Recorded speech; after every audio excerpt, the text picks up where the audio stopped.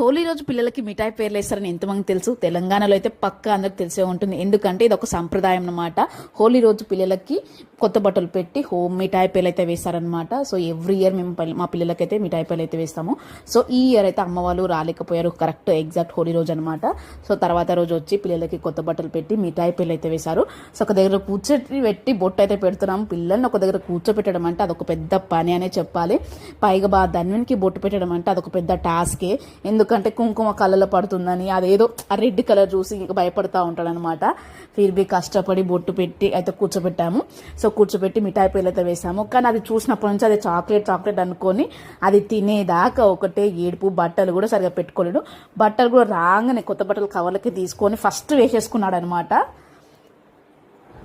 2 pairs తెచ్చేసరికి ఒక పేరు వేసేసుకొని ఒక పేరు ఇలా చేతుల మీద పెట్టించేసుకున్నాడు. తర్వాత ఆ రెడ్ కలర్ డ్రెస్ వేసుకోమంటే అస్సలు వేసుకోలేడు. ఆ గ్రీన్ కలర్ నచ్చిందంటే అదే వేసుకొని ఉన్నాడు అనమాట. సో నేత్రకైతే డ్రెస్ చేంజ్ చేసి మంచిగా పూలు పెట్టి మిఠాయి పేర్లు అయితే వేసాము. మిఠాయి పేర్ల కోసం ఒకటే లొల్లి. నేనే వేసుకుంటాను మెడలా, నేనే తింటాను మెడలా అని దాని మీద ఒకటే లొల్లి అనమాట. సో ఏం చేస్తాం, ఇంకా వాడు అనుకున్నదే వాడు కావాలని సాధిస్తాడనమాట.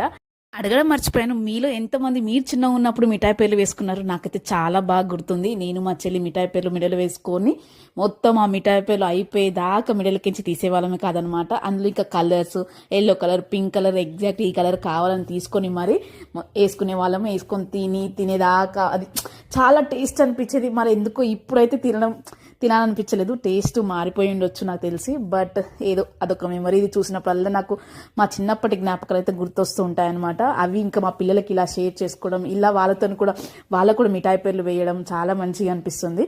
సో ఈ విధంగా అయితే ఈ హోలీకి అయితే పిల్లలకి మిఠాయి పేర్లు ఇలా అయితే జరిగాయండి. సో అమ్మ వాళ్ళైతే మంచి టైం తీసుకొని వచ్చేసారనమాట. హోలీ రోజు అయితే ఇంత మంచిగా టైం స్పెండ్ చేయడం కుదరకపోయేది. ఎందుకంటే మనం కూడా హోలీ ఆడుతుంటాం, ఏదో అందరు బిజీగా ఉంటాం కదా హోలీలో. సో ఆ రోజు అయితే కుదరకపోయేది. బట్ ఆ రోజు మాత్రం మంచి హోలీ మిఠాయి పేర్లు వేసుకొని మంచిగా టైం స్పెండ్ అయితే చేసామన్నమాట. ఈవినింగ్ దాకా మంచిగా పిల్లలు కూడా అమ్మమ్మ మామ అంటూ మంచిగా వాళ్ళతో తిరిగి మంచిగా ఆడుకున్నారు. సో మంచిగా అయితే టైం స్పెండ్ అయితే చేసామన్నమాట. అంటారు కదా, ఏది జరిగిన మన మంచికే అని. హోలీ రోజు కాకపోయినా నెక్స్ట్ డే జరిగినా కూడా అది కూడా ఒక మంచికే అనమాట. మంచి టైం స్పెండ్ చేయడానికి కుదిరింది.